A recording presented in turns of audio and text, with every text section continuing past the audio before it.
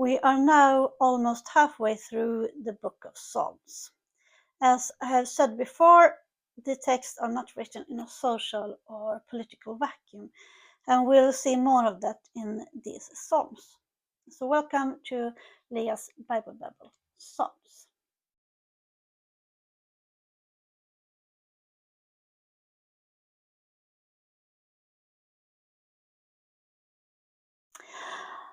A psalm with description, with desperation and despair, but also with hope and glory. First of all, David starts the Psalms with God, hear my prayers. But in line 3 and 5, that caught my attention. I'll call out for you to the end of the earth in despair. Save me upon a rock and give me safety. I will always want to live in your tent, seek shelter under your wings. Live in your tent give us the indication of that the temple of Jerusalem isn't built yet, and therefore can date this Psalms. And the only place that was available to store the Ark of the Covenant was in a tent. And I can see God as a swan that let his hatchlings ride on his back and in the same time fiercely defend them against harm. It might seem that I'm repeating myself on and on, but so did David too. But it will be in line 7 that the punchline comes. You add years to the lifespan of the king. He shall live when the kindred changes. Here we had the ultimate thanksgiving and a hint that if you believe in God, you are immortal.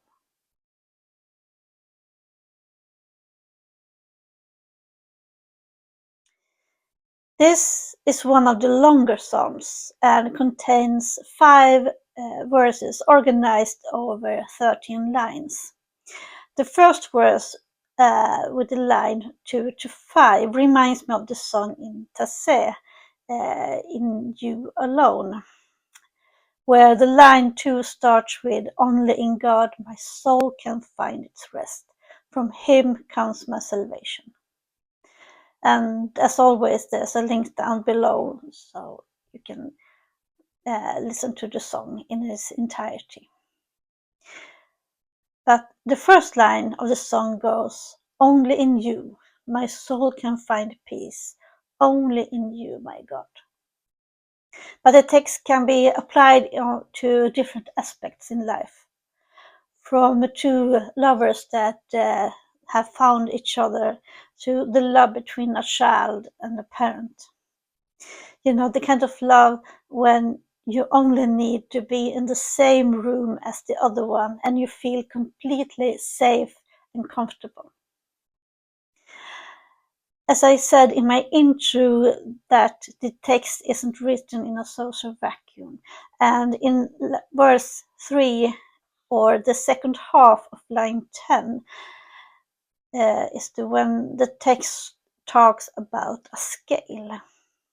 There is not any scale at all. The scale where your heart and later soul will be determined, will be placed upon on the day of judgment. And depending on how much it weighs, it will be determined if you're going to go into heaven or hell. But it is the scale itself that I want to talk about, because the influence of the thought of scale of Judgment Day comes from the Egyptian mythology. The one that was responsible for the scales was the god Anubis. And when it was time for your journey to the afterlife, Anubis placed a feather as a counterweight, while your soul or your heart was placed on the other side of the scale. And as long as your heart was lighter than this feather, you were welcome into the afterlife. But here is something interesting. and the proof that Egyptian mythology had a strong impact upon its neighbors. Anubis had a half-brother, and his name was Horus. Now, Horus is believed to be the source of what we later will come to call archetypes. The prediction of a child, a mother stands out of the crowd with a father that is holy of some sort, and said child would later do miracles or became a leader at a young age, and will some sort have a spectacular death. In the Bible, we have a plethora of those kind of stories with Moses, King David, John the Baptist, and of course Jesus. But back to the text. In line 12 it says, one has God spoken. Two things I have heard, that God has the power. I mention this line because it contained a numerical proverb that will get popular in the use of both Psalms and later in Proverbs. So what is a numerical proverb? Well, it is a proverb or a saying which has at least two different numbers, where the first number is lower than the second number. An example, it's better to have one bird in your hand than 10 in the forest.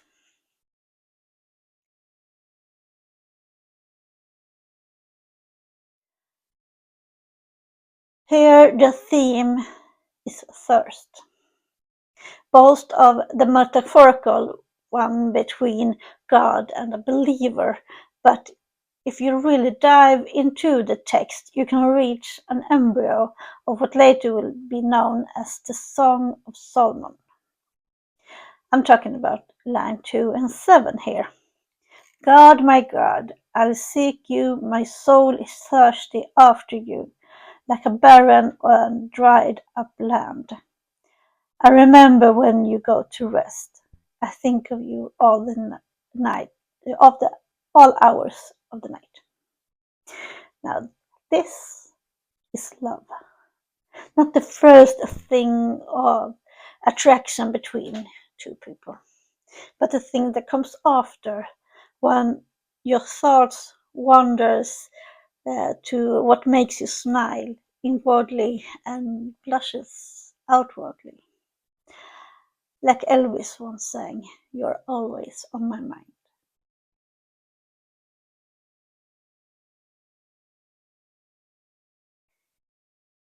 Here, lines 2 and 7 shows that for 2.5 millennia ago, there was a thing that we today would call mental health issues. But back in the day, the one that had it could be called crazy, insane, or even worse. But King David feels trapped when his enemies surrounds him, both physical and mental. And he wants God's help in attention and his attention. And God answers in the old-fashioned protection mode and shoots enemy down with arrows and forces the enemy down into oblivion. Rejoice!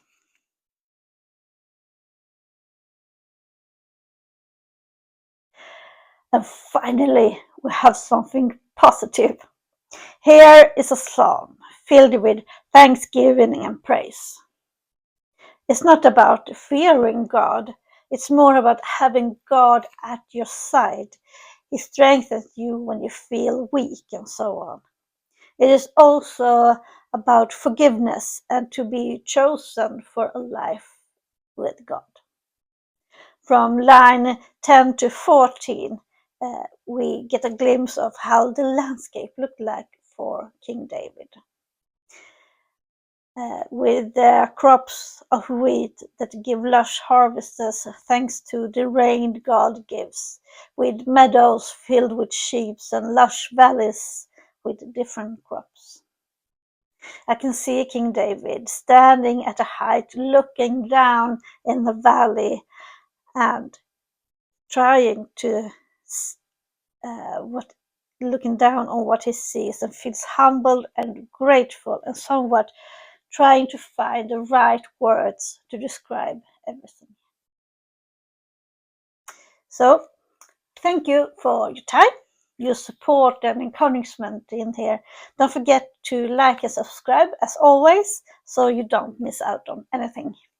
Please feel free to browse around in here. I have something for both the believer and the seeker. In the description down below, there are links to my other social media accounts. So I say thank you for watching. And remember, if you don't know what to do, at least be kind. Love and light to all of you. And I hope I see you soon again. Bye.